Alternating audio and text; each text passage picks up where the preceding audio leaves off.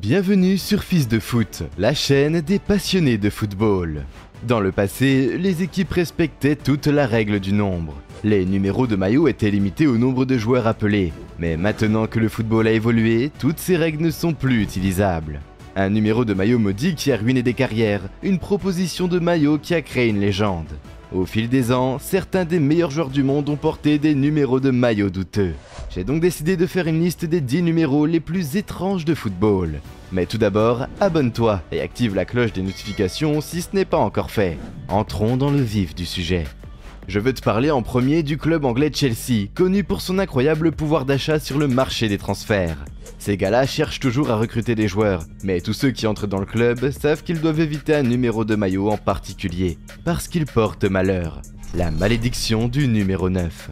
Crespo de l'AC Milan qui n'arrêtait pas de marquer des buts, dès qu'il est arrivé dans son nouveau club et qu'il a porté le numéro 9, les buts ont immédiatement commencé à se tarir. La forme de Crespo est devenue si mauvaise qu'il a quitté Chelsea quelques années plus tard, et lorsque le numéro 9 s'est à nouveau libéré, Didier Drogba a refusé de le prendre parce qu'il ne voulait pas hériter de la malédiction.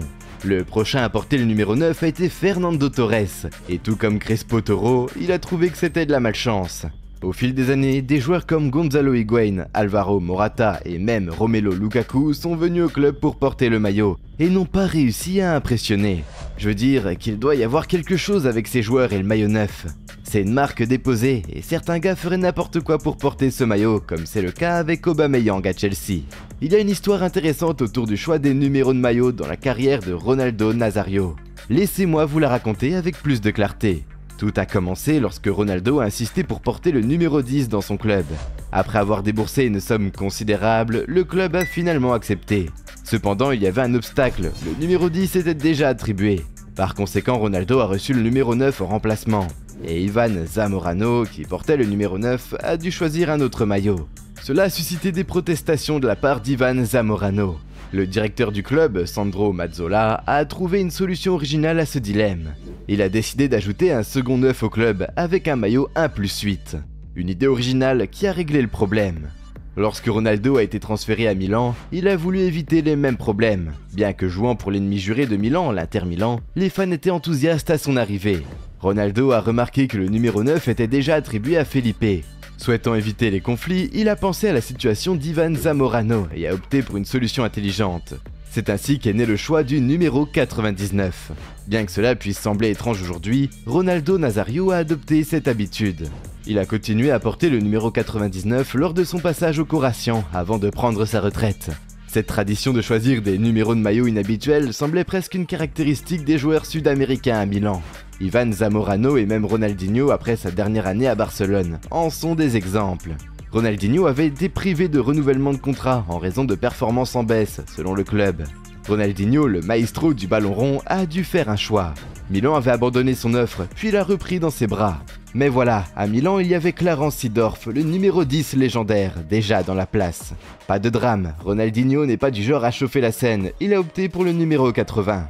Sans blague, il l'a porté avec classe, faisant du 80 le nouveau numéro cool. Parfois, les numéros sont comme des maths amoureuses, une équation improbable. Regardez Mario Balotelli, débarquant à l'Inter Milan avec l'aura d'un prodige. Promu chez les grands, mais les numéros VIP, tous pris d'assaut. Qu'à cela ne tienne, Mario a sorti sa calculette mentale. 4+5, ça fait 9, non? Bingo, il avait son numéro 45, et il a marqué dans ses 4 premiers matchs. Les chiffres, c'est du sérieux, mais on peut aussi les pimenter. Trent Alexander-Arnold l'a bien compris. À l'époque où j'ai chopé mon premier maillot de ce petit gars, avec un 66 bien affiché, j'ai décidé de le chérir. Et puis voilà, ce chiffre est devenu mon compagnon, genre mascotte ultra méga cool. En revanche, ça ne se bouscule pas pour prendre le 8, c'est le cas de Naby Keita. Mais Keita n'a pas été aussi influent que prévu dans le Merseyside. Il a eu du mal à montrer plus que les aperçus de son talent. L'ancien milieu de terrain de Liverpool à Man pense que c'est une erreur du fait que Keita a été le premier joueur à enfiler le maillot numéro 8, après le départ à la retraite de la légende du club Steven Gerrard. Selon lui, ce numéro a probablement mis plus de pression sur Keita.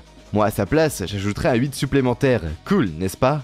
Ok, juste pour mettre les choses à leur place, je vais vous parler d'un joueur ghanéen. Il a participé à plus de Coupes du Monde que Benzema et Lewandowski. Le gars est un mythe ambulant. En 2010, le mec a touché le nirvana en choisissant le numéro 3 pour l'équipe ghanéenne.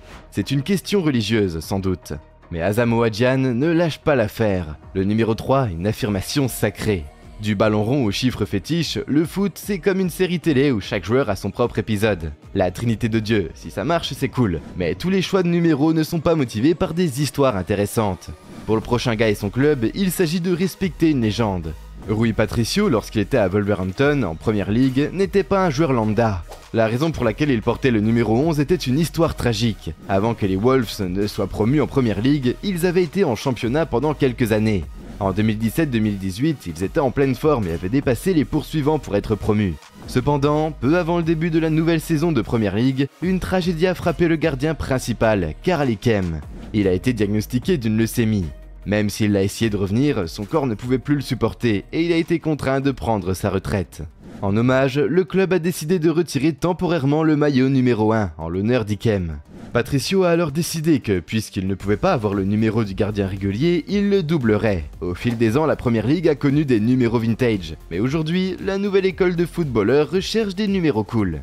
Par exemple, mon garçon Alejandro Garnacho est toujours cool avec un 49 en arborant ce numéro sur son maillot.